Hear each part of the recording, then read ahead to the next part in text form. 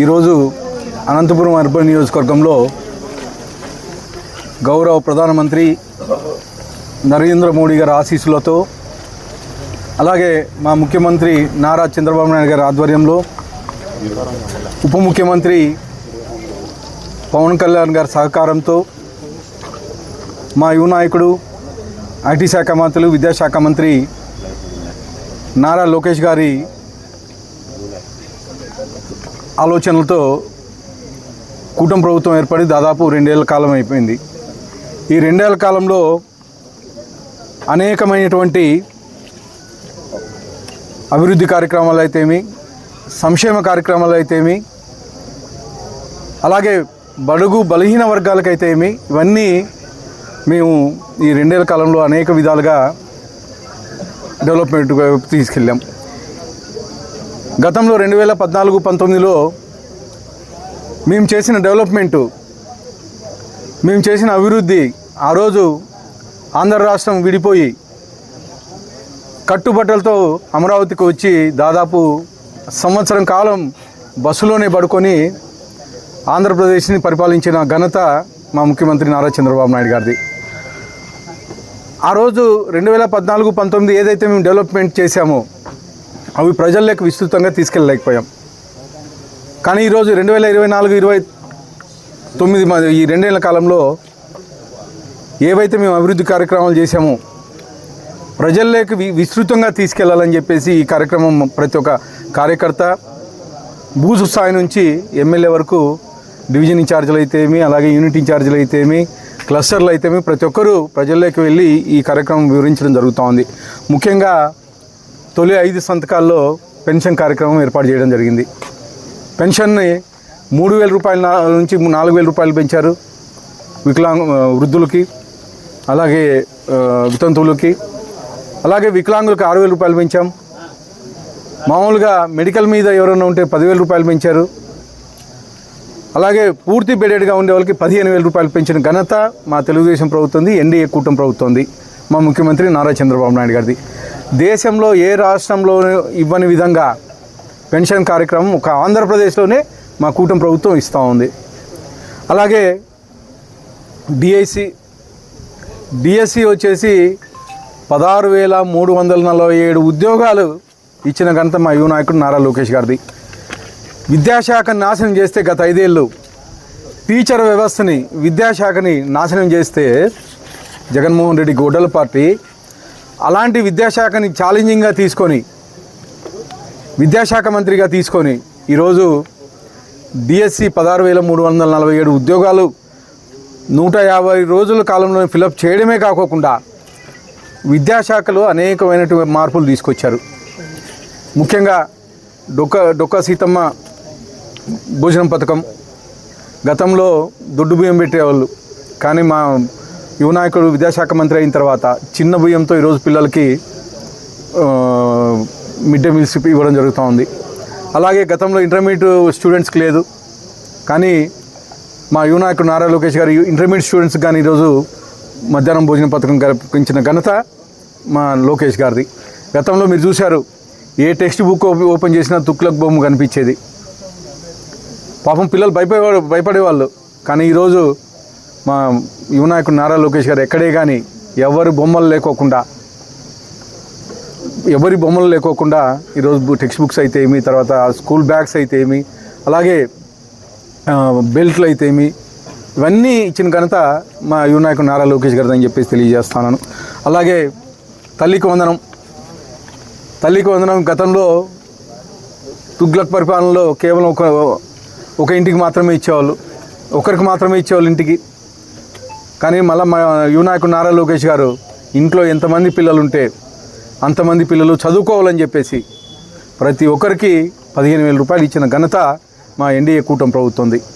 దాదాపు ఈ సంవత్సరం 67,50,000 మంది పిల్లలకి 10,120 కోట్లు ఇచ్చిన ఘనత మా కూటమి ప్రభుత్వం అని చెప్పేసి తెలియజేస్తాను. అలాగే దీపం పథకం కింద 3 గ్యాస్ సిలిండర్లు ఇస్తున్నాం. స్త్రీశక్తి కింద ఉచిత ప్రయాణం చేపిస్తున్నాం. అలాగే చేనేతలకి 200 యూనిట్లు ఫ్రీగా విద్యుత్ సరఫరా ఇస్తున్నాం. పవర్ లూమ్లకు అయితే 500 యూనిట్లు ఇస్తున్నాం. ఆటో డ్రైవర్ల సేవలు అని చెప్పేసి ఒక్కొక్క ఆటో డ్రైవర్కి 15,000 రూపాయలు ఇస్తున్నాం. అలాగే అన్నదాత సుఖీభవకుందా ప్రతి రైతుకి 20,000 రూపాయలు ఇచ్చిన ఘనత కూటమి ప్రభుత్వం అని చెప్పేసి తెలియజేస్తాను. ముఖ్యంగా అన్న క్యాంటీన్లు గత ప్రభుత్వంలో మూసేశారు. చంద్రబాబు నాయుడు గారికి మంచి పేరు వస్తుందని 2014-19లో దాదాపు 205 అన్నా క్యాంటీన్లు ఓపెన్ చేసి ప్రజలకి కేవలం 5 రూపాయలతోనే పూట భోజనం పెడతా ఉంటే చంద్రబాబు నాయుడు గారికి మంచి పేరు వస్తాని తుగ్లక్ పరిపాలనలో అన్న క్యాంటీన్లు మూసేసినారు.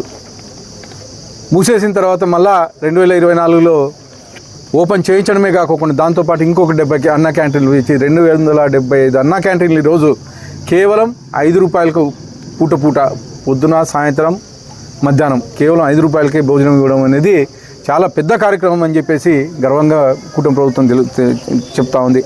అలాగే CMRF ఒక అనంతపూర్ అర్బన్ నియోజకవర్గానికే దాదాపు 2 ఏళ్ల కాలంలోనే 7 కోట్ల రూపాయలు ఇచ్చిన ఘనత మా ఎన్డీఏ కూటమి ప్రభుత్వం, మా ముఖ్యమంత్రి నారా చంద్రబాబు నాయుడు గారితో అని చెప్పి తెలియజేస్తా ఉన్నాను.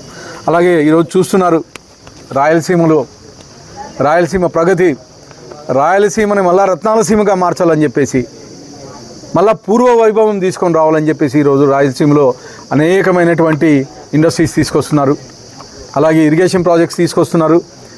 రాయలసీమ ప్రత్యేకంగా అభివృద్ధి చెందాలని చెప్పేసి దాదాపు 40,000 కోట్ల రూపాయలు ఈరోజు తీసుకొచ్చి ఆ 40,000 కోట్ల రూపాయలతో PPP మోడల్లో ఇంకొక 60,000 కోట్ల రూపాయలు తీసుకొచ్చి దాదాపు 1,00,000 కోట్ల రూపాయలు ఈరోజు రాయలసీమ అభివృద్ధికి వెచ్చించారని చెప్పేసి తెలియజేస్తున్నాను. ఇవే కాకుండా మీరు చూస్తున్నారు హంద్రీనివా ప్రాజెక్టు గతంలో ఎన్టీఆర్ గారు స్వర్గీయ నందమూరి తారక రామారావు గారు ప్రారంభిస్తే మళ్ళీ మా ముఖ్యమంత్రి గారి చేతుల మీదుగా నీళ్ళు ఇవ్వడం జరిగింది.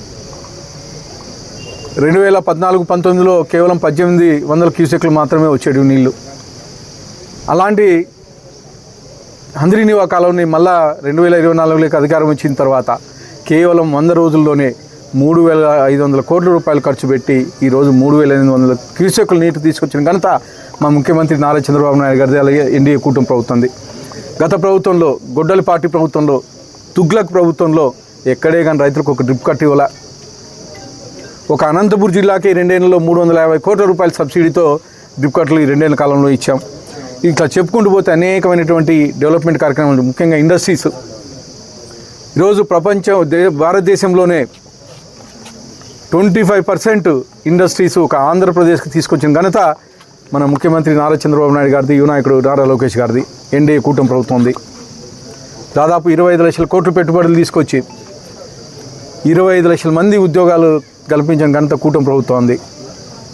ముఖ్యంగా అనంతపూర్ జిల్లాలో, ఉమ్మడి అనంతపూర్ జిల్లాకి డిఫెన్స్ ఇండస్ట్రీస్ తీసుకొచ్చారు. 5th generation speed jet fighter యుద్ధ విమానం ఇక్కడ నుంచి భారతదేశంలో యుద్ధాలు చేయాల్సి వస్తే అక్కడికి మ్యానుఫ్యాక్చరింగ్ చేసి పంపించిన ఘనత మన ఉమ్మడి జిల్లాదని చెప్పేసి తెలియజేస్తాం. దాదాపు 1,00,000 కోట్ల రూపాయలతో ఈరోజు డిఫెన్స్ ఇండస్ట్రీస్ ఆల్రెడీ ప్రారంభించారు, భూమి పూజగా చేశారు. అలాగే మీకు తెలుసు శ్రీ సిటీ చిత్తూరు జిల్లాలో బుల్లెట్ పరిశ్రమ దాదాపు 3,500 కోట్ల రూపాయలతో తీసుకొచ్చారు. ఇట్లా చెప్పుకుంటూ పోతే దాదాపు 25 లక్షల కోట్ల పెట్టుబడులు ఈరోజు ఆంధ్రప్రదేశ్కి తీసుకొచ్చిన ఘనత మా ఎన్డీఏ కూటమి ప్రభుత్వం అని చెప్పి తెలియజేస్తూ మరొకసారి డిఎస్సి మీద ఎవరైనా కామెంట్ చేసినా కానీ, ఎందుకంటే డిఎస్సి అనేది చాలా పారదర్శకంగా జరిగింది. దాదాపు 5 డిఎస్సీలు ప్రకటించిన ఘనత కానీ మా తెలుగుదేశం ప్రభుత్వం ఉంది. గతంలో మా ముఖ్యమంత్రి నారా చంద్రబాబు నాయుడు గారు, ఇప్పుడు విద్యాశాఖ మంత్రి నారా లోకేష్ గారు దాదాపు 16,347 పోస్టులు ఎక్కడే కానీ చిన్న ఇబ్బంది లేకోకుండా, చిన్న ప్రాబ్లం లేకోకుండా పూర్తి చేసిన ఘనత మా యువ నాయకుడు నారా లోకేష్ గారు అని చెప్పేసి తెలియజేస్తాం.